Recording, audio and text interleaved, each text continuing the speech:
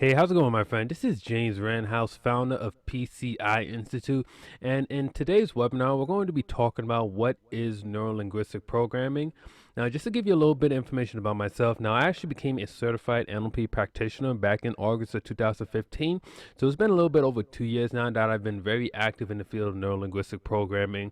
I'm the type of person where once I get like really interested in something, like I want to read like every book about it. I want to see like who are the experts, who are the leading people within that field and stuff. So I feel confident saying that by the time you finish watching this entire webinar on what neurolinguistic programming is, you should have a very clear idea of what it's about and why it's and all the different components that makes it up. Because if you're just kind of like on the outside looking in, if you're not too familiar with what NLP is about, you probably heard about like different techniques, or maybe you've heard of like things like phobia curves and stuff like that. And there's really is a lot of different pieces when it comes to like understanding neurolinguistic programming. So we're going to take it step by step and really just come to have a very full understanding of what NLP is about. So if you're the type of person that learns best by like writing down and taking down notes and stuff, I definitely recommend grabbing just a sheet of paper and a pen and just to write a couple of notes down, because we're gonna go over a lot of information.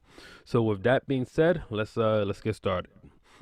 So neurolinguistic programming, also known as NLP, is pretty much made up of three distinct words coming together. We have the word neuro, which pretty much refers to how we process experiences through our five senses being visual, auditory, kinesthetic, olfactory, gustatory, and language as well. Now we're going to dive a little bit more into the different representation systems later, but that's pretty much what falls under the category of neuro. Linguistics obviously is what refers to like language and non-verbal systems. This also includes things such as math, music, and art. And programming is pretty much just the act of creating systematic responses, also known as habits. Now, if you're into like computers, then you're probably familiar with the idea of like computer programming. How like if it wasn't for computer programming, you probably wouldn't even be watching this right now. So through the power of programming, through our neurolinguistics, we're able to grow and create massive change in people in just very limited amount of time, just by affecting the mind, the body, the neurology, and so on and so forth. So now Richard Bandler, one of the co-founders of neurolinguistic programming, has been said that NLP is an attitude backed by a methodology that leaves behind a trail of techniques. Now, most people, when they think of neurolinguistic programming, they usually think about like the different techniques that's evolved in itself. But really, if you really want to understand neurolinguistic programming, or if you want to be someone that's actually successful in using neurolinguistic programming, then we really got to start with the attitude, because really the attitude is where it all starts. Now, before we jump into that, I just want to talk about a little bit more about the founders of neurolinguistic programming. It's these two gentlemen right here, Mr. Richard Bandler and John Grinder. Now, just an interesting fact, Richard Bandler and John Grinder actually had met in the University of California over at Santa Cruz. And they these were the original three people that they had modeled prior to them forming neurolinguistic programming. The three people that they modeled were Virginia Satir, who was a world-renowned family therapist; Fritz Perls, who is the father of Gestalt therapy; and Milton Erickson, who was considered the father of modern hypnotherapy.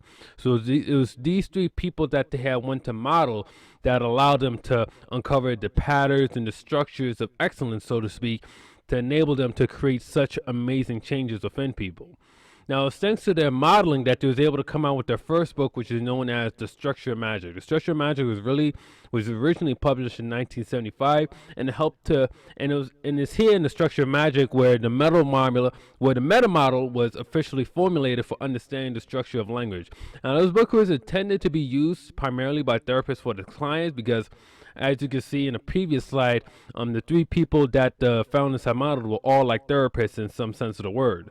But it ended up becoming a lot more popular outside of the field of therapy. Like, people were picking up this book and were able to get like great changes just from like applying the concepts within this book. Now, if you haven't read this book, I definitely recommend picking it up. You could probably find it on Amazon or something like that. But this is just to give you a little bit of history on what NLP is about, and one of the best places to start is definitely with the literature. Now, L. Michael Hall, he's also an NLP master trainer as well. He came in the game much later than Richard Bandler and John Grinder, of course, but this is what he says in regards to Richard Bandler. He says, "To know Richard Bandler makes one aware that he served many years as a creative genius behind NLP. To get to know him beyond that rough exterior introduces one to his spirit of passion and going for it and his curiosity for the possible. And this very spirit functions in a foundational way to make NLP dramatic and dynamic.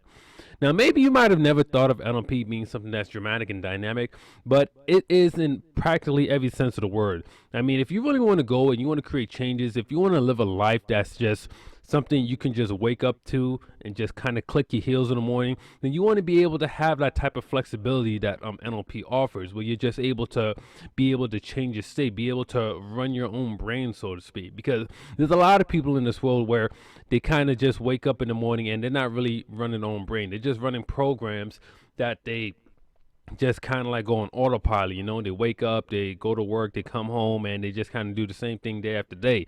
Now, NLP, it offers something a lot more richer. It offers a much more richer lifestyle. So maybe this may or may not be for you, but if you're looking to live a much more dramatic and dynamic lifestyle, not dramatic in the bad sense, of course, then you probably want to look into neurolinguistic programming. Now, let's talk about this NLP attitude, because that was the first thing that Richard Bandler had mentioned when he was talking about NLP. So, first thing when it comes to NLP attitude is that you want to be purposive. You want to act from intention, and pretty much what that means is that you don't want to be performing any actions that doesn't have any thought behind it and stuff. Like, you want to be clear in what it is that you're doing. Secondly, it says professionalism gets results. You see, I mean, you can never really go wrong with being a professional, especially when it comes to like dealing with people and stuff. You always want to convey that level of just being able to hold yourself upright. Like, you don't want people to think of you of any less as being a professional person. Thirdly, you want to wed competence and confidence. Now, we're jumping a little bit ahead here. We're going to talk a little bit more about competence and confidence later when we start talking about the elements of attitude. But for the purposes of this slide here, pretty much just to be competent in something means just to be able to possess a degree of skill, like a degree of proficiency in something. And confidence is really just a belief in yourself that you have these skills. So as you gain more competence, then logically you want to also be gaining a proportionate amount of confidence as well, which is why they say that you want to work competence and confidence together. As you become more competent, you want to become more confident. They just build off of each other. Next is flexibility, to be outrageous or crazy. Just like how L. Michael Hall was saying that Richard Bandler helps to make NLP very dramatic and dynamic, flexibility really plays a huge role in that. Like, you want to be able to vary your responses in order to get the things that you want. Or let's say if you're trying to work with a client, you want to be able to vary your responses to the point where like you can help that client actually create that change. You don't want to ever like get locked up in a box or just get locked into one way of doing things. Which kind of brings us to our next point, which is experiment, which is pretty much just to try new things. I mean, this world is so big yet so small at the same time. We're probably only going to understand probably just a small part of it, and then we're going to die. So you really want to go out there and you want to just kind of keep on trying new things and stuff. You want to see like what's out there. What is it that you can do? What is it you like? What is it you don't like? Which also builds on the next point, which is to view life as a challenge. You want to view it as something that can be overcome. Like, you have to already believe that you have the skills and the capability to go out there and get what you want. And even if you don't necessarily have those skills yet, you know that you have the capability to go out and to develop those skills. And you just have to attack life like it's a challenge, like something that you can actually win. And also, last but not least, like, you want to use some common sense. You want to take calculated risk, guys. Like, obviously NLP is a great field and it could allow you to do things that you wouldn't normally be able to do, such as creating rapid change at such small amounts of time. But common sense is always going to play a role in anything that we do in our lives. You don't want to do anything that could really like seriously damage you, or something that could lead to like irreversible results. Next, you want to stay fascinated and curious. Like I said before, I mean, the world is so great and big out there. There's no reason to ever think that you know all there is to know. Like, you always want to keep on going out there to learn more, which comes with asking how, keeping that wide-eye factor, and just having awe and radical amazement. Now, I know these sound like some pretty heavy words we're throwing out there, but I'm telling you that just by adopting this kind of a mindset, so to speak, this is what's going to allow you to live a much more richer, fulfilling life. And last but not least, you want to always act from integrity. Like, we all know, I mean, if we all growing up in like somewhat of a decent household, then we all know like what is the right thing to do, like on some level. So you always want to act from that level, and even if you're wrong, you want to be able to admit that you're wrong and be able to adjust accordingly. Now, you might have thought we was done with attitude after we just gone over those things, but we're gonna dig even deeper into attitude and start talking about the elements. So first, we're gonna go over the 12 C's of attitude. Now, the first C in attitude is congruency, and congruency pretty much means when your words and actions correspond with one another. Now, with NLP is just as much as something you think about as it is as something that you do. So when your words now, obviously, we have the words neurolinguistic, which refers to the body and also to language as well. So you want to ensure that your words and your language, like the things that you say and the things that you do, correspond with one another. This is what's going to help you create change not only within yourself, but also within other people as well.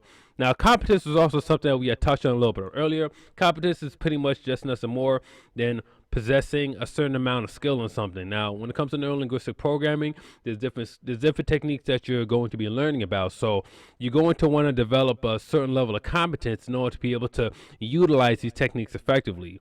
And confidence is something we also touched on a little bit earlier as well, which is just pretty much the belief in the effectiveness of one's own ability. So like we were saying before, you want to write competence and confidence together, but both of these things stand well by themselves, but they also work very well together. So as you're developing your skills and you're becoming more well versed in neurolinguistic programming, you should also become more confident as well, which is going to help you become a lot more effective in utilizing it and in sharing it with other people. Next is creativity, which is kind of fun because creativity is the C in PCI.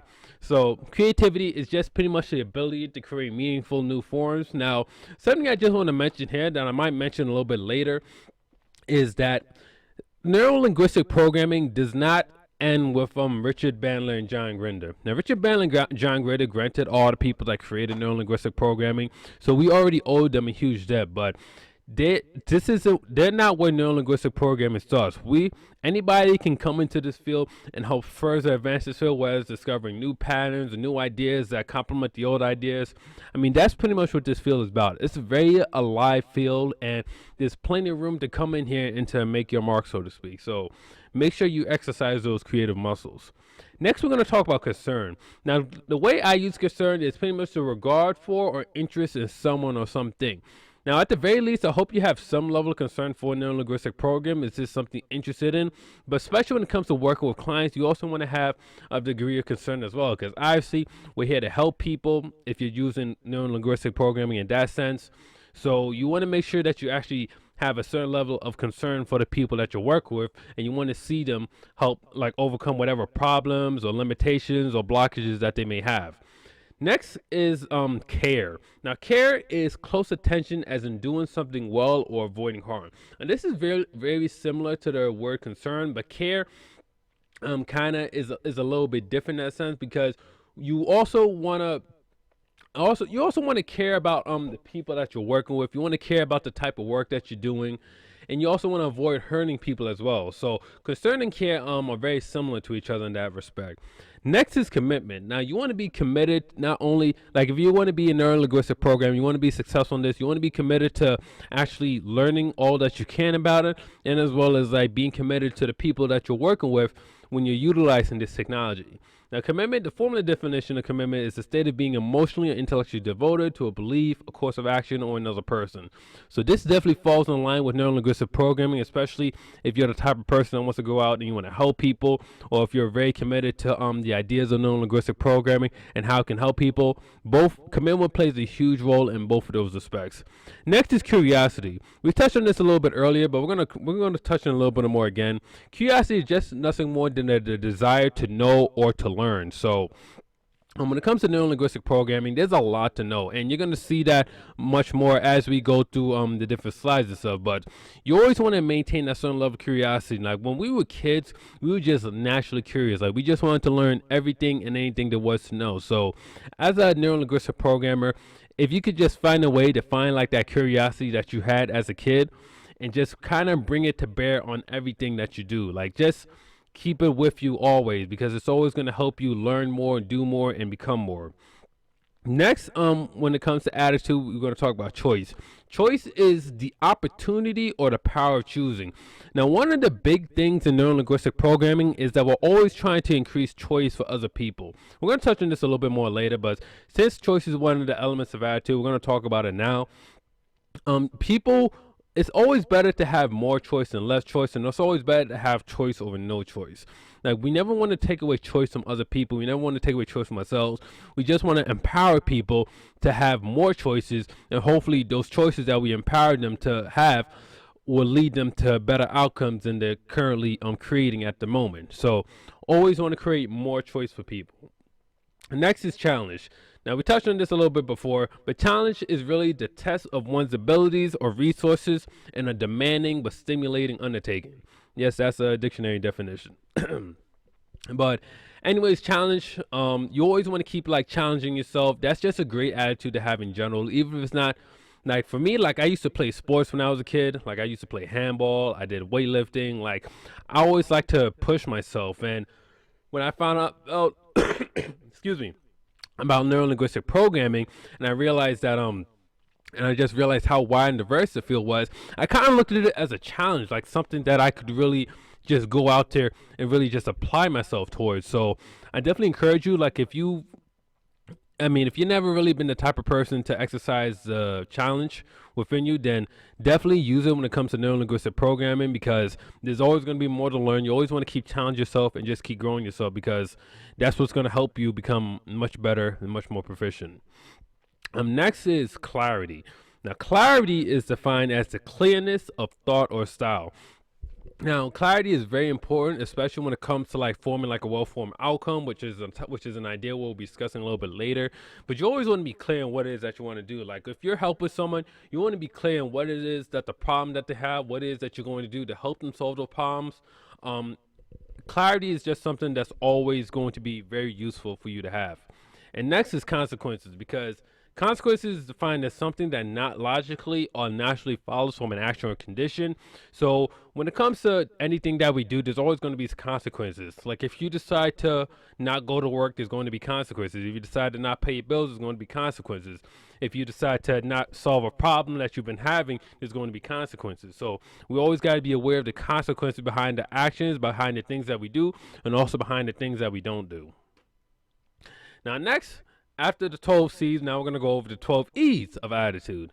I know, a lot of letters, a lot of stuff, isn't it? But anyways, the 12 E's. Next, we're going to talk about excellence. Now, excellence is the state or quality of excelling or being exceptionally good.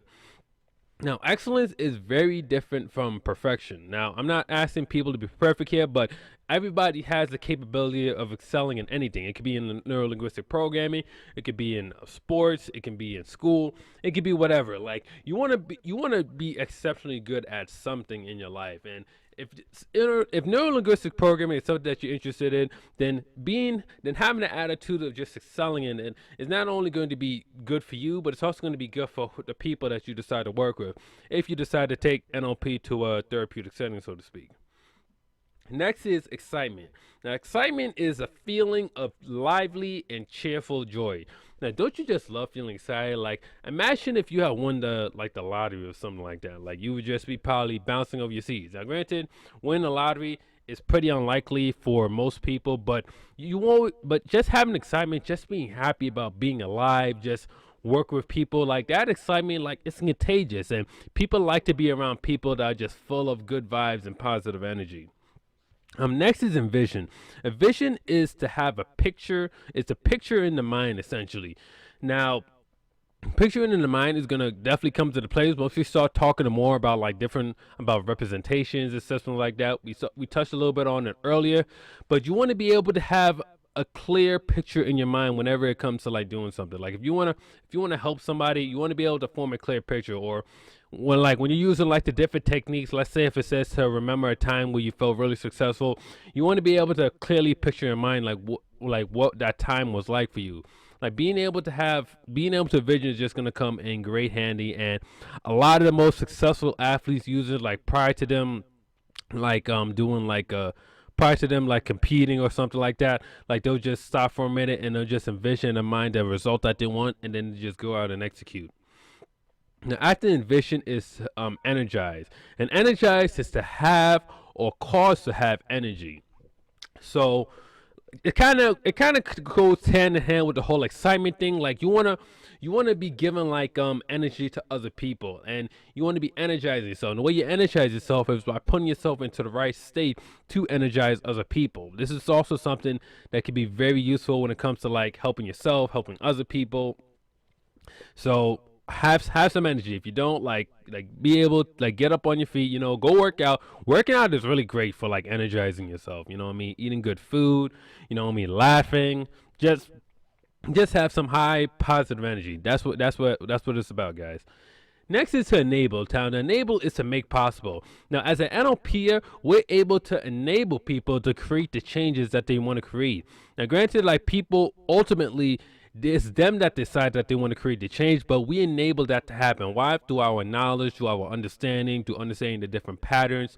That's how we're able to enable others to create the changes that they want in their life. And next is ecology. Now, ecology is the dynamic balance of any elements in the system and a concern for the overall relationship between a being and its environment. Now, ecology is also something that's very important in the field of NLP, because when we want to go in, we want to create like changes within people. We always talk about like doing an ecology check, where pretty much we want the change that the person creates not only to be good for them, but also to be good for the people around them, to be good for their environment. You never want to create a change that ends up being detrimental to that person, or in the long run becomes detrimental to the people around them. It's always want to be good for them and good for everything around them. Next is to entertain. Now, to entertain is to hold, to hold the attention of pleasantly or agreeably. So, I mean, NLP is a very like it's kind of fun in the sense, because you get to, like I said, you get to be flexible, you get to be like kind of out there, so to speak, and stuff. And when you're working with people, you want to have like kind of like that lightheartedness when it comes to like working with other people and stuff. Like, you don't want to be like overly serious and stuff, unless of course like you deal with an overly serious person, then you want to kind of match or mirror them in that aspect. But you want to be able to hold people's attention, show them that you can be engaging and stuff, because we like to engage with other people that are engaging in. This will definitely come in handy when it comes to using NLP on other people and helping them create the changes that they want. Now, next is enlightenment. Now, enlightenment is the action of enlightening or the state of being enlightening. And I think both of those parts are very important, especially for the purposes of NLP. Now, the action of enlightening, like with NLP, you can really help bring to light to some people that are like in the dark about their beliefs and about their limitations. So, like, we as NLP practitioners, we can help shine the light on other people and show people where it is that they've been stuck at, and help them get unstuck and start living the life that they want. And if you're someone that's serious about helping other people, then you should be just as serious about helping yourself. So, through utilizing these different patterns of on yourself, you're able to align yourself and be in a point where you can truly go out there and truly exercise your skills and capabilities, because now you're in a state of enlightenment, and now you can go and help enlighten other people. Next is expectation. Expectation is a strong belief that something will happen. Now, expectation really falls in line with the idea of having a well-formed outcome, especially when it comes to NLP. Like, you want to be clear about what it is that you want, about what it is that you're looking for. And a lot of people, they really don't get anywhere worthwhile in life is because they're not clear about what it is that they're expecting to happen. Like, if you're just expecting anything to happen, then that's exactly what's going to happen. Or if you're not expecting anything to happen, then maybe nothing will happen, or maybe something you don't want to happen will happen. So you want to be clear about what it is that what you're expecting to happen. Next is to experiment. Now, experiment is something we touched on a little bit earlier. The experiment is nothing more than just to try out new concepts or ways of doing things. Now, if you're watching this right now, then maybe you're probably interested in experimenting and trying out new things, especially if you're not familiar with NLP at all, because it was very different to me. Like, I had never learned anything that really fell in line with the whole NLP model. But as I started experimenting with the model more, I began to realize the power that it had in as far as like helping me and also helping me to help other people. Next is ecstasy. Now, ecstasy is an overwhelming feeling of great happiness or joyful excitement. Now, I know now for some of you that might sound a little bit extreme, but hey, I mean, we're talking about NLP here. If you wanna excuse me, if you want to create great changes, sometimes you got to be like a little bit extreme. You got to be a little bit out there and stuff. And what's wrong with being like great? What's wrong with having great happiness or joyful excitement, right? I mean, who wouldn't want to feel like complete ecstasy all the time? And I'm not talking about the pill either, but just being overly just happy and excited, like that type of energy. I'm telling you, it could really go and just change the whole world. And next, we're going to talk about eliminate seriousness. Now, eliminate seriousness is 2 words, but really, guys, don't take things too seriously. You know what I'm saying? Like, if as you're learning this stuff, like, if this is something that you want to be in for the long haul, don't worry about like trying to get things right on the first go around. Don't, like, maybe you might need to watch this video a few times just to really like understand everything that's being said here. Because, like I said, there's a lot of information that's being shared, but don't beat yourself up too much about like learning this stuff. Like, just take your time, enjoy it, have fun, because there's a lot to learn. It's gonna be great, you know what I mean? Like, for me, like, I was a little bit intimidated at first when I started learning all this stuff, but as I just began to take my time and really just kind of allow everything to digest and to sink in, I began to realize just how rich and powerful this field is. So if you're feeling serious right now, if you're like feel like this is serious business, just take a relax, like take a chill pill for a second, because it's all good. You're gonna learn this all in time. You're in the right place, and this is a very comprehensive presentation on NLP, if I do say so myself. All right, so the 4 I's. I promise you, this is it. I know we just did the 12 C's and the 12 V's, but these 4 I's. After the 4 I's, we're done with attitude. Okay, I promise. So, 4 I's. We're going to talk about integrity first. Now, integrity is a quality of being honest and having strong moral principles.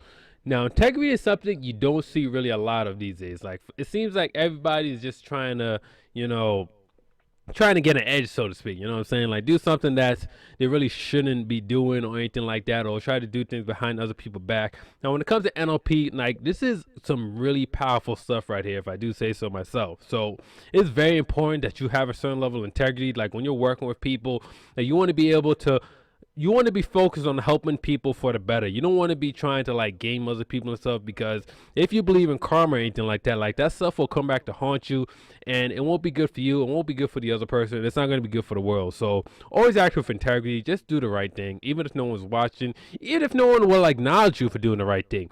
It's going to go a long way towards just being a good person and towards just making the world and overall a better place. Next, we have integration. Integration is bringing separate things together in a cohesive unity. Now, when it comes to integration, really for the purposes of NLP, there's going to be things that you're going to be learned like over in the book, and there's also going to be things that you're going to need to experience. And to really understand NLP and to use it effectively, you want to combine the things that you learn in your head and also the things that you experience and bring them together, because once you begin to integrate knowledge from that level, now you really begin to get a feel and understand for what NLP is about, because there's 2 sides to it. There's a learning part, there's a doing part, and you really need both parts if you want to understand NLP and use it in a way that helps other people in a very profound way. Last, we have intentionality, which is pretty much just the fact of being deliberate. Like I said before, there's a lot of people that kind of go around in life like kind of like half asleep, like there's some kind of zombie or something like that. So you never want that to be you, especially when it comes to neurolinguistic programming. You want to have a very clear idea of where it is that you're trying to go, because once you're clear on that, you can tell whether or not you're getting closer to where you're going or not, and you can make the necessary adjustments. So always act from intention, have a strong level of intention in anything that you do, not just in neurolinguistic programming, but in life as well. It will take you very, very far. All right. So now we're done with the NLP attitude. So now we're going to talk about the presuppositions. But before I jump into the presuppositions, I just want to give you a little bit of background information on what it's about. Now, if you decide to do your NLP training, now everybody kind of has like their own different interpretation of what the NLP presuppositions is about and stuff.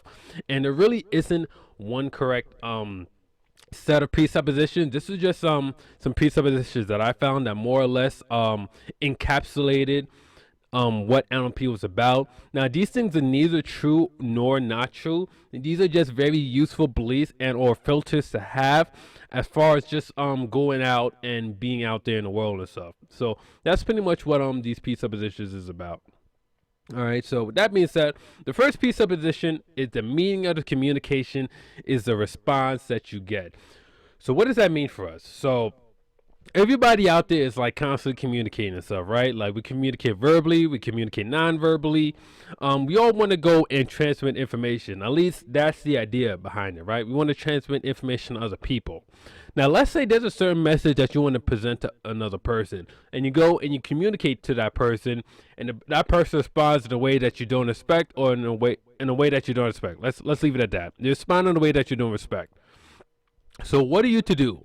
Are you to do the same thing that you did before, or are you going to try something else? Now, if you pick B, try something else, then congratulations, you win absolutely nothing. But, anyways, on a more serious note, if the person responding if you're communicating to someone and they're responding in a way that you're not expecting, or which is not what you're looking for per se, then it means that whatever you try to communicate was not being communicated. The response to how to communicate it is what you actually communicated. So it's up to you to be able to vary your response, to vary your behaviors in such a way such that the person that receives the communication responds in a way that you expect them to respond. So I know that was a bit of a mouthful. You might need to rewind that just to watch that again. But that's pretty much what it is. Don't worry so much about you communicating the information over. Worry about how the person is responding to the communication that you're presenting to them. Secondly, the map is not the territory. And as a corollary, the menu is not the meal either. So pretty much what that means is that we all have these mental maps that we all kind of like use to orient ourselves in the world, right? Like, these are obviously conceptual in nature. We don't literally have maps unless you like live in the 90s or the 80s, whatever. I guess when they're using road maps and whatnot, which is, I don't know, that was a crazy time. But anyways, excuse me. A map, for our purposes, we're using it in more of the perceptual sense. So we all have like these maps that we use to like kind of help us navigate through reality. And I know it may seem like we kind of navigate through reality, like, oh, what do you mean, Jacob? I mean, what do you mean, James? Like, we're in the real world and stuff. And not necessarily. What we really experience is just our preconception of the world. What we call a model of the world, so to speak. And this model of the world is subject to be changed. Now, the real world, for as far as we know, the real world can't be changed. But we can change our map of the world. We can change our model of the world, which we use to like kind of interact in the world, to be in the world, so to speak. So you have to be open to changing your map, especially on when you receive new data that doesn't correspond with the map. There may be times you may just need to change parts of the map or just change the map entirely. So never get too caught up in your preconception of the world. Be willing and be open to changing it, because obviously we're not going to get it right in the first time. We're human beings. We're limited in our conception and our perception and stuff. So be open to change. Next, language is a secondary representation of experience. Now, language is a very high level function. As far as we're concerned, we're the only animals on this planet that can utilize language to the degree that we have. But language is not experience. We just use language as a way to package experience in a way where we can communicate it to other people. You see what I'm saying? So this is just an important distinction to keep in mind, more so than anything else, because a lot of times we kind of get caught up in the language and in the way that we say things and stuff, that we think the words that we say are real than the things that it is trying to describe. So always keep that in mind, that language is nothing more than a representation of experience. And a secondary representation is that. Next, mind and body are part of the same cybernetic system which affect each other. Now, cybernetic is pretty much a self-regulated system, and that's pretty much how the mind and body act. The mind and body are pretty much just two parts of the same thing, or just two parts of the same whole. So whatever happens with the mind affects with the body, and pretty much whatever happens with the body affects the mind. So if you can control your mind, you, in a sense, you're able to control your body, and so on and so forth. So that's pretty much all I got to say about that. I kind of break it down a little bit more in the blog post. If you want to check out the blog post, link is in the description down below. But anyways, moving forward, law of requisite variety. Now, in any cybernetic system, just like the mind and body system, the element or the person with the widest range of behaviors, variability, or choice will control the system. So essentially what that means is that let's say you're in an interaction, right? Like, let's say it's you and it's one other person, and both of you guys are kind of like communicating with each other. So whichever one of you has the widest range of behaviors, variability, or choice, or just the greatest range of responses, will control that interaction. So it's important as an NLP that you always want to maintain a high degree of flexibility in how you speak and how you carry yourself, because as long as you're maintaining a high degree of flexibility, you're always going to be in control of that situation. Once you start to have low degree of like behavioral flexibility of just being able to interact and be in the world, then you can best believe that the person that you're with that has a great degree of flexibility will be in control of that situation, whether you want them to or to not. So something just to be very aware of. Next is that behavior is geared towards adaptation. That's now this is a bit of a technical point that we're talking about here as far as like adaptation and stuff. Hold on, I'm gonna look something up real quick that kind of breaks this down pretty well. Okay, so all right, so when I say behavior is geared towards adaptation, pretty much one's behavior is determined by the context in which that behavior originates, and one's reality is defined by one's perceptions of the world. Now, the behavior that one exhibits is appropriate to the reality, and all of one's behavior, whether good or bad, is an adaptation. And I just wanted to read that to you real quick because this really helps to kind of drive the point home as far as adaptation and stuff. Now, like I was saying before, we all kind of live in our own model of the world. Like in essence, we all live in a different world from everyone else if we're referring to the model, which is what we actually correspond with, and not the actual external world. Now, according to that model of the world that we each conform to, we create behaviors within that model of the world that's appropriate to the reality that we supposedly live in and stuff. So it's just something to keep in mind. Like, we see like a person behavior and it may seem a bit strange to us, but in that person's model of the world, it makes perfect sense for them to be acting like that. Next, present behavior represents the best choice available to that person. Now, under every behavior that a person has lies a positive intent. So pretty much what that means is, like, if you take a person, right, like you take anybody and you take into account who that person is, all the life experiences, all the choices that they're aware of, they make the best choice that's available to them at any moment in time. And if they're given a better choice, they will take it. So pretty much the key here in neurolinguistic programming is that we want to help give people much more empowering choices. Just like how we mentioned in attitude that choice is one of the C's, as far as like having a proper attitude, we want to make sure that we're giving people more choices and hopefully better choices to choose from, so that way they're not stuck with doing the things that they've been doing that's been getting them the results that they've been getting. Next, behavior is to be evaluated and appreciated or changed as appropriate in the context presented. So pretty much what that means is that we need to evaluate other people's behavior in terms of what they are capable of becoming, and we need to help people strive to become all that they can be. So when it comes to behaviors, like behaviors is something that's universal in a sense. And when I mean universal, it means that behaviors are only appropriate to the context presented. So for example, right now, it may be appropriate, like let's say if you're at a basketball game, to like maybe wear a face paint and to be yelling and screaming and just be acting one way, but you probably want to act in a basketball game the same way you would act in, say, a church that's having mass or service. You see, those are two different contexts, and one behavior isn't going to be appropriate in the other context. You see what I'm saying? So that's how we got to evaluate behavior. We have to look at the context that this behavior is being presented in and study it, change it if necessary, or just appreciate it for what it is. Next, people have all the resources they need to make the changes they want.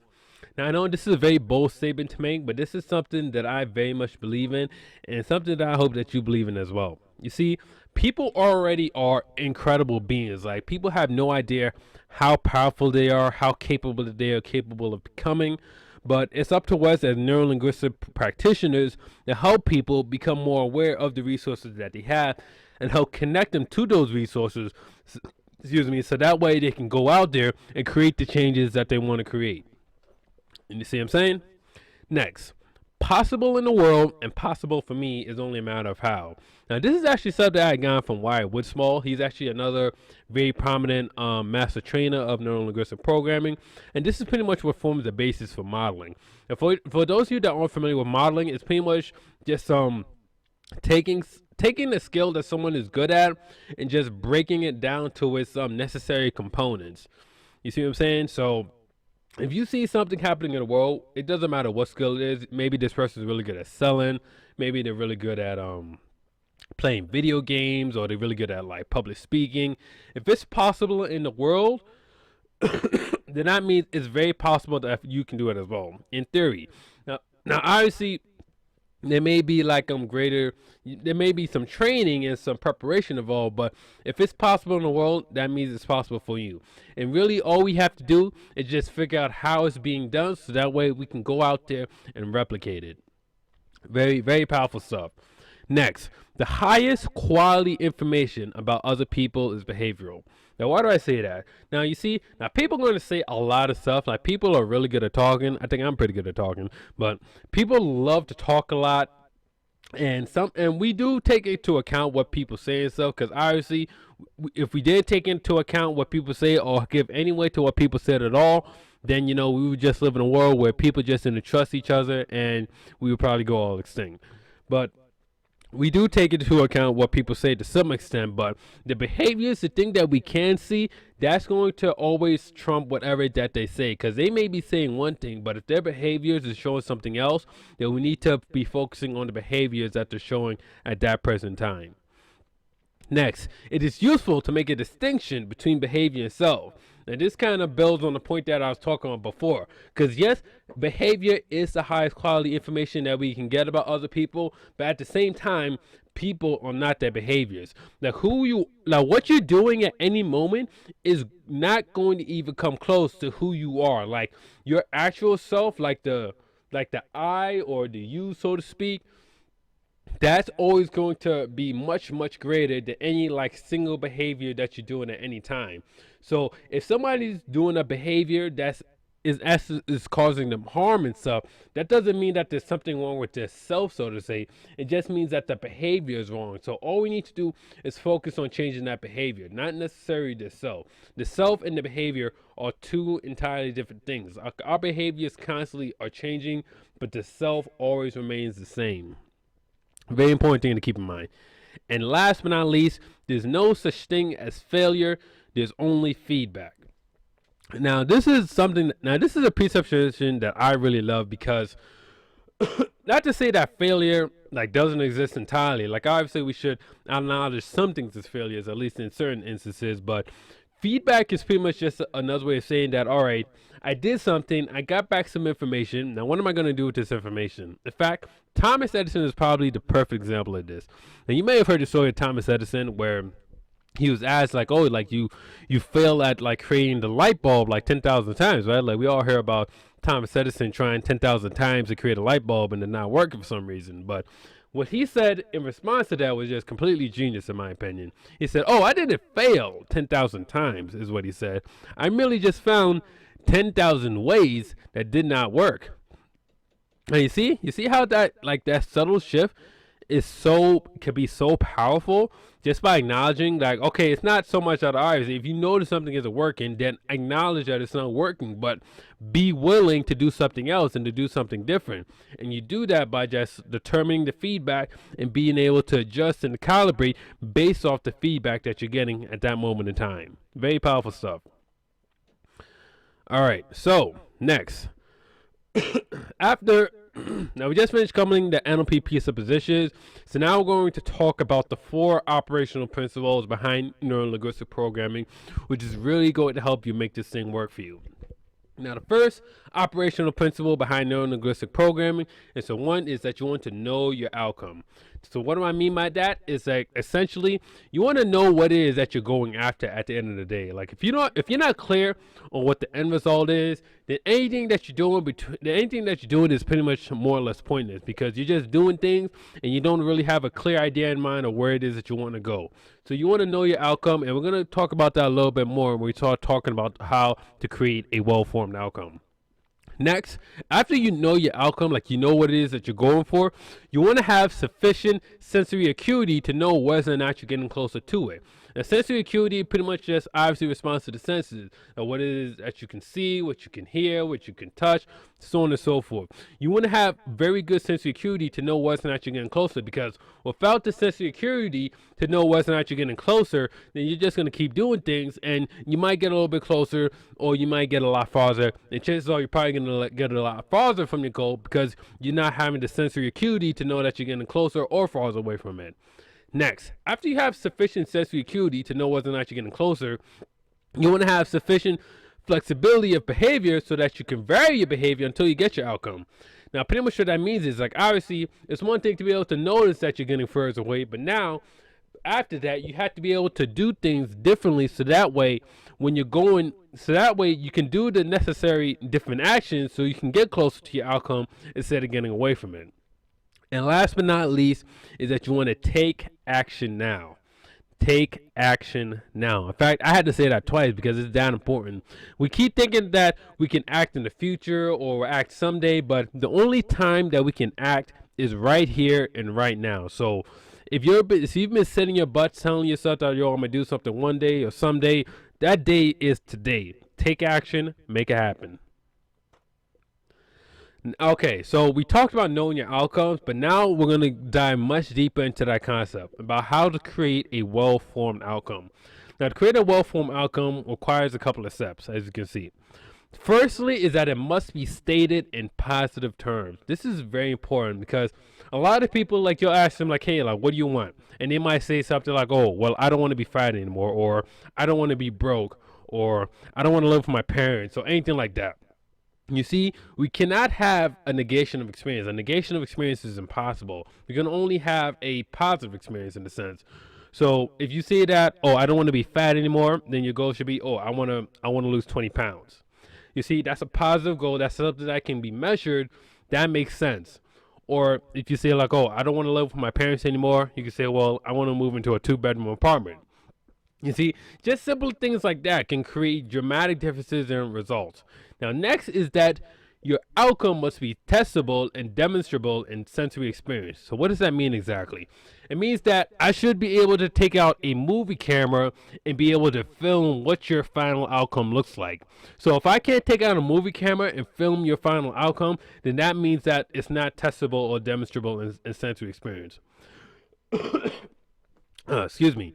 Next is that it must be sensory specific, which pretty much just builds on the point before about having sensory experience, that you want to be able to describe your outcome in ways that you can see it, you can hear it, you can feel it, you can touch it. I mean, maybe you can even taste it if you're into that. But it must be sensory specific and must engage the senses.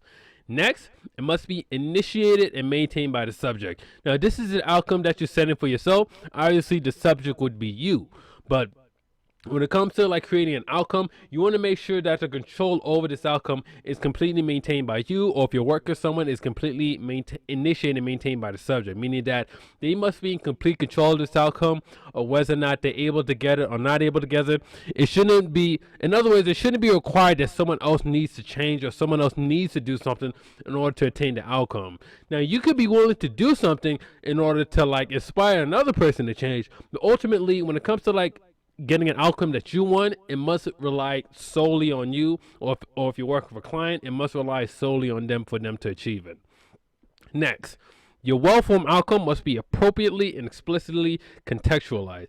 Now, we talked a bit about context before in the previous slides, but this really just kind of helps to drive the point home. Like I said, like, behaviors only make sense in certain contexts. It's like, if you want to create a change within someone and they want to be able to exhibit a certain behavior or just achieve a certain outcome, there has to be a specific context that they want to achieve this behavior or outcome.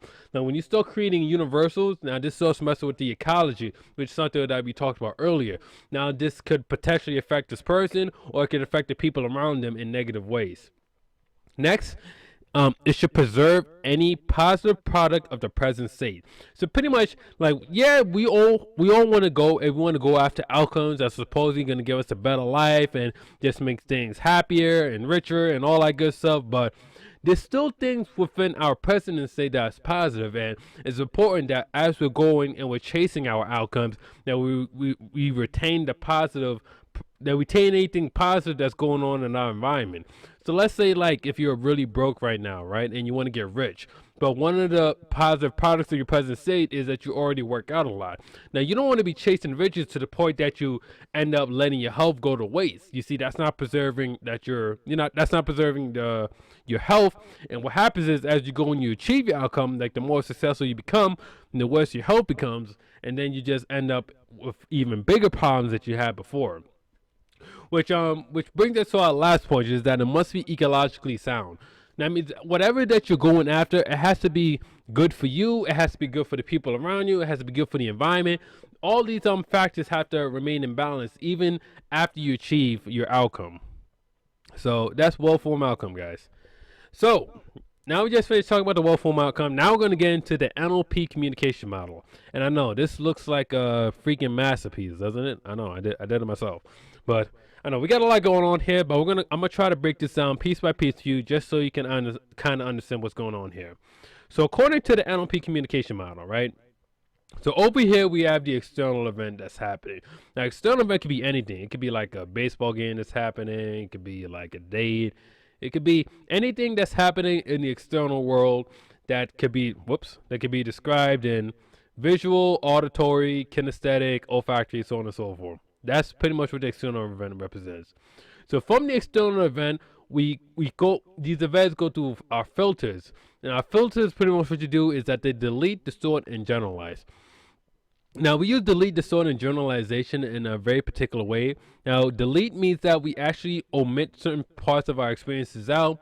Distort means that we misrepresent certain aspects of our experiences.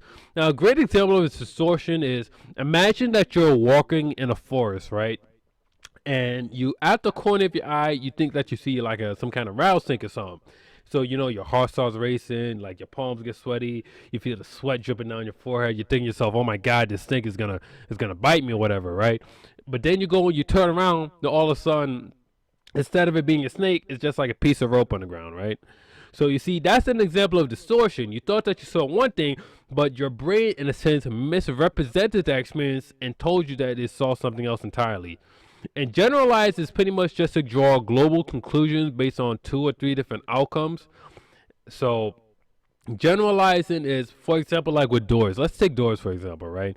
You see, now we don't have to now for most of us, we don't have to like relearn the concept of like what a door is and stuff, right? Like if you go and you see a door, like you see it like it's some like kind of rectangular feature, like got a little knob and stuff, like like what a door is when you see one.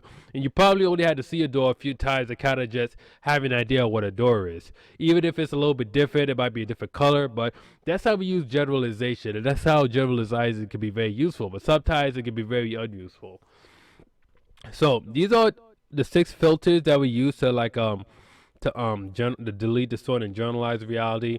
So from there, it finally hits over to us, and then we create an actual internal representation. And our internal representation influences our state influences our physiology, and our state also is what creates our behavior. So all these things are connected with one another, and the unconscious and conscious here. Now meta programs. Now from here on out, this goes from conscious all the way to more conscious, but really unconscious could be kind of like can flow between meta programs and memories. But we're gonna break down the filters in a little bit more. All right, so next we're going to talk about internal processing filters. Now, internal processing filters is pretty much how we delete, distort, and generalize information to our 5 senses, as we were talking about earlier. So the first filter we're going to be talking about is the metaprogram filter. Now, the metaprogram filter is probably the deepest level filter of the 5, and the one that we're the most unconscious of. According to Hall and Bodenhammer, the metaprograms is pretty much a sorting device or pattern that we use perceiving, paying attention to information, and inputting and processing the stimuli around us. So these are metaprograms. They don't hold content in themselves per se, but what they use is they use to organize content, and they play a large role in how we perceive the content that we're looking at. So metaprogram is really its own beast in itself, and I'll probably be doing a video later on the different metaprograms and stuff. So if it doesn't quite make too much sense now, don't worry about it. But I just wanted to expose you to at least to the idea. Now, after meta programs is values, and values is pretty much how we decide our actions are good or bad, right or wrong, or just provide the primary motivating force behind our actions. Now, values is something that's very important. Now, a lot of the time, our values are shaped by our parents, by our school system, by our religion and stuff. So, a lot of times, these values aren't choose consciously per se. They usually choose by the people around us, and usually largely determined by our environment. But these can be very powerful filters, so to speak, that can allow us to see certain things but block us off from seeing other things. It's like how you can go and like leave your country, so to speak, and let's say you live in the United States and you go and you visit Canada or something like that. You notice that the values are very different, and you're not going to be as aware of it if you just stay in your own environment. So values is something that's very fluid and can change depending on the environment, depending upon the time, depending on so many different factors. So after values, okay, let's get this presentation working. So after values is beliefs. So beliefs is pretty much our convictions or acceptance that certain things are true or real. Yes, I did spell certain wrong. Please don't hate me. So beliefs are very powerful because we tend to treat beliefs as if it's something that's absolutely 100% true. And what do I mean by that? Right now, as I'm recording this video, I have like this bottle of water that's kind of on my right hand side, and I know that this bottle of water is here. Like I can clearly see it, I can touch it, I can hold it, I can even take a sip of it if I want to. And what's interesting is that our beliefs kind of have that same level of truthiness, you could say, to them, where we kind of take them as something that's absolutely true and real, and we don't really stop to question it. I take like a religious belief, for example. Like some people are very religious, whether you're a Christian or Protestant, Buddhism, Hinduism, whatever. We take our religion and usually what comes with it as being absolutely true, whether we believe in there's a divine creator, or maybe you don't believe in a divine creator at all. But beliefs, or say like take the belief like you believe that the sun's going to come up tomorrow. Now that may not necessarily be true. The sun may not come up tomorrow, but we treat that belief as being true. So beliefs can be very powerful, and just making small shifts in our beliefs can have very massive results. Now after beliefs we have attitudes. Now attitudes builds upon the beliefs and values in the sense that the collections of values and beliefs around a certain subject.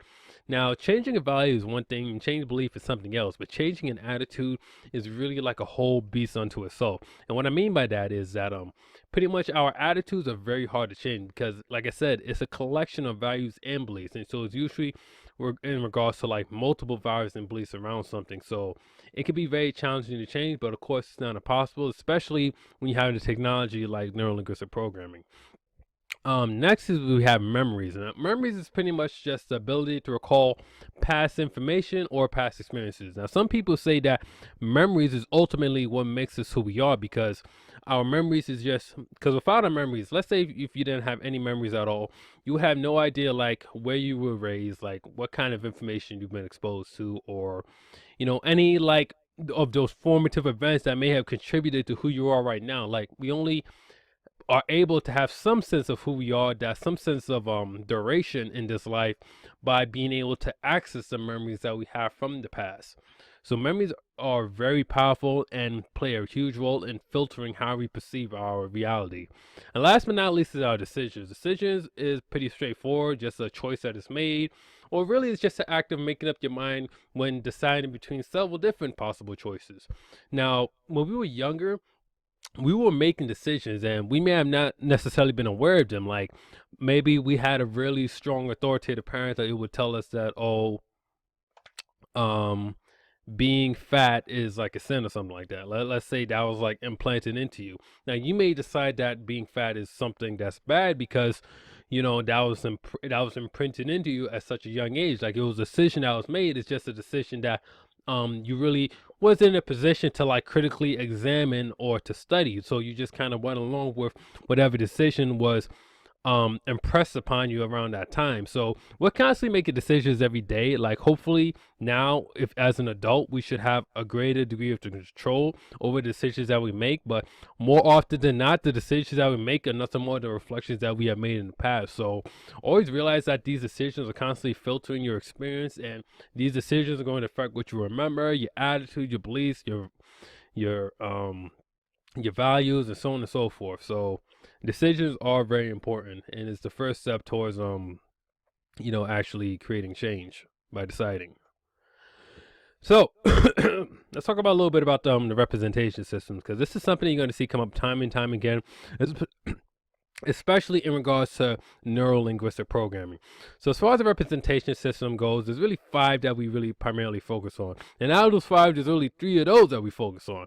So the 5 representations are the visual representation, obviously, which refers to our seeing; auditory, which refers to hearing; kinesthetic, which refers to feeling; olfactory, which is the things that we smell; and last but not least, gustatory, which refers to taste. Now, when it comes to working with representation system, when it comes to the different patterns or so, which we're going to be talking about in a little bit, but usually when it comes to working with the different patterns, usually the representation system we normally access is the visual, the auditory, and the kinesthetic. Olfactory and gustatory, they're not really practical to be using, but they are very powerful. Not to say that they're not powerful, but they're not very practical. Like to remember a certain smell or a certain taste, it can get a little fuzzy at times. But for visual, auditory, and kinesthetic, it tends to be a lot easier to work with, and usually these are one of the 3 primary representation systems that people fall under. So we can usually work with those and create some pretty powerful changes using these representation systems. Next is eye-access cues. Now this builds off the whole representation system, which is pretty much nothing more than just unconscious eye movements that just indicate the use of particular representational systems, which we already learned about previously. So the picture that you see in front of you here, now this is for someone that's right-handed. For a person that is left-handed, theirs is going to be pretty much the mirror image of this. Now there's going to be some people that you're going to be working with that don't fall on the either category. They don't fall under this category, or they use a mirror image. But whatever they do use, they're going to use it very consistently. So let's say, for example, you have someone that's a bit abnormal, right? And the constructed auditory, instead of being towards the left here, as we see on this diagram, is down here. If that's the case, then that's always going to be the case for that person. So accesses and cues tend to be very consistent. So they tend to be they're pretty reliable way to understand the type of representation system that a person is using. Now, next, we're going to talk about the NLP patterns. Now, what are the NLP patterns, right? Now, a lot of people, when they think about neurolinguistic programming, they think about the patterns, but they really just make up a small part of what neurolinguistic programming is. But it would be a huge mistake to leave it out, so we're going to finally talk about it, especially after all the groundwork that we laid up to this point. So, NLP patterns are pretty much nothing more than just structured processes that are used to create the change unwanted behaviors and create rapid change. It pretty much empower people to run their own brains and construct subjective realities that enhance how they function. Now, what do we mean by all that stuff, right?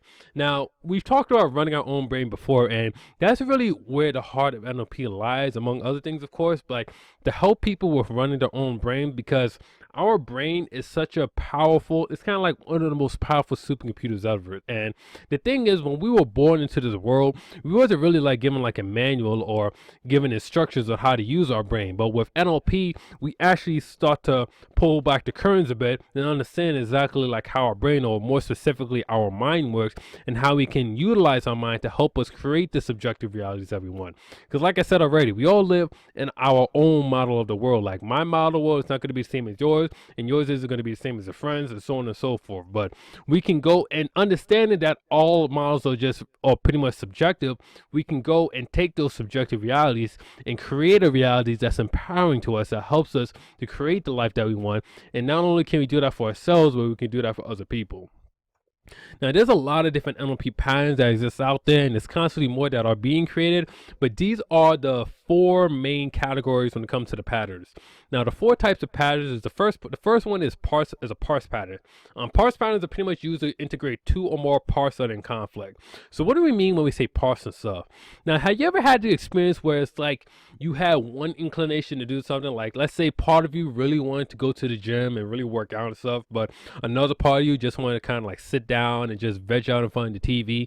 That's pretty much an example of like what a part is. It's kind of like a sub-personality, because it's obviously, it's not like a full-blown personality, but it's a subpersonality that it has certain like inclinations, it has certain like drives and desires and stuff that you feel on the inside, and at times like you may have another feeling on the inside that may be in complete conflict with the other one. So with these parse patterns, it allows to integrate these two conflicting patterns together, so that way you can go out and you don't no longer have like that inner source of conflict anymore. Next is the identity patterns. Identity patterns are pretty much patterns that relieve the stress inherent in one's sense of self. So your sense of self is very important. I probably don't need to tell you that, but it's very important that you have a very how should I say, you should have a very firm grasp on what your sense of self is. And once that sense of self starts to be deteriorated, like maybe you're not feeling like as confident in yourself as you should be, or maybe you feel like you just never get anything right, or you're just really hard on yourself in general. It could be a problem with your identity. So this helps to relieve that distress and helps you feel better with your sense of self and being able to become more effective in living out in the world. So next is the states patterns. States patterns are pretty much patterns that correct problematic, unresourceful states of consciousness. So what do I mean by an unresourceful state? Now, have you ever had the experience where you woke up the morning and you just felt like you woke up on the wrong side of bed? Just felt like nothing was gonna go right. You just kind of went through the day. You kind of just really felt down in the dumps of stuff. You know, your girlfriend left you, or maybe you got late for work, or you got a verbal or something like that. Then you just found yourself like being in like this negative like cycle, so to speak, right? You just feel like you can't really like lift your head like above the seawater, so to speak. You know what I mean? So that's what happens. Like us as human beings, we get into these negative states. Like getting into a negative state is normal, but if you're in a negative state like all the time, or it just tends to persist a lot longer than it should, then these patterns can help to correct that, so that way you can have easier access in the positive states, or if anything, be in a positive state much more often. And next is we have the language patterns. Now, the language patterns are pretty much patterns that correct cognitive errors in self-talk and languaging oneself in negative ways. Now, language. Now, a lot of people underestimate the power of language, but there is that quote that goes that the pen is mightier than the sword. And there really is a lot of truth to that, because the way that we talk about ourselves, the way that we talk about our experiences, really says a lot about how we feel and how we interact in the world and stuff. And if you're the type of person where like you're constantly languaging and you're constantly using like negative language and stuff, or you're constantly just using language that disempowers you, then then these patterns right here could really help you in correcting those language and being able to language yourself in a positive way and correct any kind of errors that you may be having in your self-talk, so that way you become more empowered and a much more powerful individual. So next we have the thinking styles patterns. Thinking styles patterns pretty much correct cognitive perceptual distortions or inappropriate metaprograms. So we talked a little bit about the metaprograms before, and these patterns right here really do a great job as correcting metaprograms. Like you may, now I didn't touch too much on metaprograms, but as you could tell, as we already discussed earlier, metaprograms lie at the deepest level of our mind. And when we have problems with our metaprograms, then they can really create greater problems throughout our values, our belief systems, and so on and so forth. Next is the meanings pattern. Meaning patterns are patterns that correct limiting beliefs and unenhancing meanings. Now, our beliefs are very powerful. They pretty much determine like how far we can go, or what we can or what we cannot do. So a lot of times people get caught up in these limiting beliefs and don't even realize it. So thanks to these patterns, you can go and you can correct those limiting beliefs and create meanings that enhance you to become a more powerful individual. And next we have the strategies patterns, the last but not least. And pretty much these strategy patterns are patterns that help to give rise to a piece of desired behavior.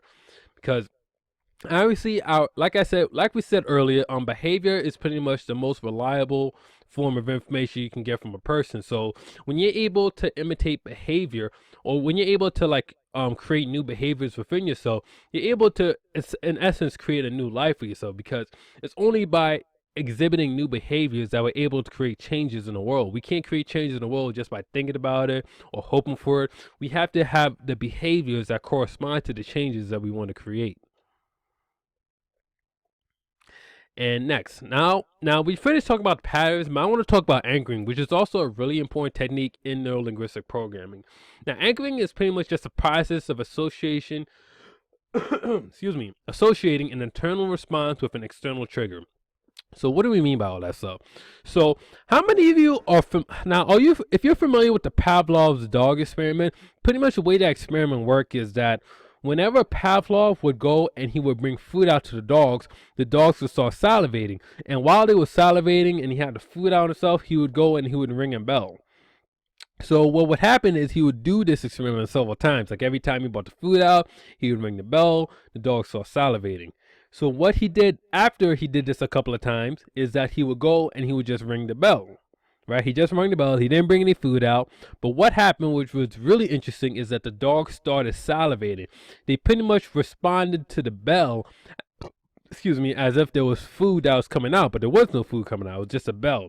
So that's pretty much what an anchor is. The anchor, so in this instance, the external trigger would be the bell that's ringing, and the internal response would be the dogs that are salivating. Now, for us humans, now we can do a lot more cooler stuff than just salivating when we hear a bell ring. We can be much more concise and have a lot more play when it comes to creating these types of anchors. For example, we have stacking anchors, which is where you're able to associate a series of events with one anchor to strengthen the intensity of a subject's response to a specific anchor. So for example, right, let's say you set an anchor on someone's like knuckle and stuff, and you have them anchor like very happy and positive moments. Like you have them take a one moment, you touch that same spot over and over again. So what happens is you go and you keep on stacking different like happy moments. You ask them to think of a time when they felt really powerful, and you keep touching the same place on that person. And what happens is that whenever they go and they fire that anchor off, because of all the different events and associations that they have packed into it, it becomes a much more stronger and a much more powerful anchor. Next, we have collapsing anchors, which pretty much you neutralize negatives, but it's a process of neutralizing negative states by triggering two incompatible responses at the same time. So collapsing anchors is pretty much you create an anchor for the negative state, and then you take an anchor for a positive state, and you anchor them in two different places, and you fire them off at the same time, and it pretty much just goes and it neutralizes the negative state. And next is chaining anchors, which is a bit more advanced technique, which pretty much is where you create a series of anchors to lead from an undesired state through a series of intermediary states to the desired state. So let's say the undesired state, let's pick an undesired state to have. An undesirable state could be something like, depression. And you can go and you could create a series of anchors that can take them from depression, because to go from depression to like ecstasy, let's say, that's a really huge jump to make. So with chaining anchors, you're able to go from depression, and then you go one level up and another level up until you're able to get to like complete ecstasy, where they're just happy, they're just bouncing off the wall happy and stuff. But it allows people to have some sort of a progression, so that way they're not jumping from like one negative state to another positive state, because that could be very challenging for a lot of people. All right, so next we're going to talk about perceptual positions. Now, perceptual positions is pretty much a technique that's used in NLP. It's to help people to gain like a greater level of perspective on a situation that's happening. So in any situation, there's pretty much three perspectives that we can take at that given time. The first position is obviously our position, which is pretty much how we see, hear, and feel about the situation from our point of view. Second position is the other position. So let's say if you're in an interaction between yourself and another person, pretty much the second position refers to how the other person sees a situation from a perspective that matters to them. And then finally, we have the third position, which is the observer position, which is pretty much how a situation appears to someone who's not involved. So really the key to using perceptual positions is that you want to be using all three positions, because it pretty much, each position has its own unique vantage points and its unique advantages and stuff. But what really makes this powerful is when you're able to use all three of them together, so that way you can gain a greater perspective on the situation, looking at it from multiple different angles to help you with solving a problem, dealing with a dispute, or maybe you're having a problem with someone. By utilizing perceptual positions, it allows you really to just take a step back, mentally speaking, and being able to look at it from different angles in a way that's useful and helpful. And next, we're going to talk about logical levels. Now, logical levels is a model that came out much later on, after John John Grinder and Richard Bandler, is actually invented by this guy named Robert Dilts and Todd Epstein, who actually based their work on Gregory Bateson and Bertrand Russell. So pretty much, logical levels is another really helpful tool for just helping to determine like where a problem may lie necessarily, right? Like for some people, now let's say you work with someone, right, and they're going through some type of difficulty. Utilize the logical levels to figure out where that difficulty lies. For some people, the difficulty may be like they're responding to their environment inappropriately, or maybe the difficulty may lie in the fact that they don't possess the necessary skills to do something, or maybe the difficulty may lie in like they have like some sort of limiting beliefs or values that's preventing them from achieving the outcome they want. So when it comes to logical levels, it's pretty much just a handy tool to help you kind of figure out where is this person experiencing problems, and so that way you can meet them at the right place to help them solve it. And guys, that's pretty much all that I have here for this presentation. I really hope you guys got a lot of value and that you really understand what neurolinguistic programming is all about. Now, if you want the mind map to this presentation, all you have to do is go to PCIinstitute.net/NLP-mind map, and you'll be able to download an entire mind map on this presentation, just so you have another visual representation to see like how all the different topics and subtopics connect together. It could be really useful for you, so I definitely recommend you get your hands on this and you download it. And also just to share this presentation and share this video, because I mean, I really want to help more people understand what neurolinguistic programming is about. So if you got value from this video, if you learned something you didn't know before about neurolinguistic programming, make sure that you like and you share this video, share it with as many people as you can. And also check out my website over at PCIinstitute.net, because that's why I pretty much house all my content information in regards to neurolinguistic programming, entrepreneurship, marketing, all that good stuff. So I really hope you guys got a lot of value out of this. Once again, my name is James Renhouse, founder of PCI Institute. Make sure you hit the subscribe button down below this video, so that way you stay updated on when I release new videos, and I will see you on the next one. Bye for now.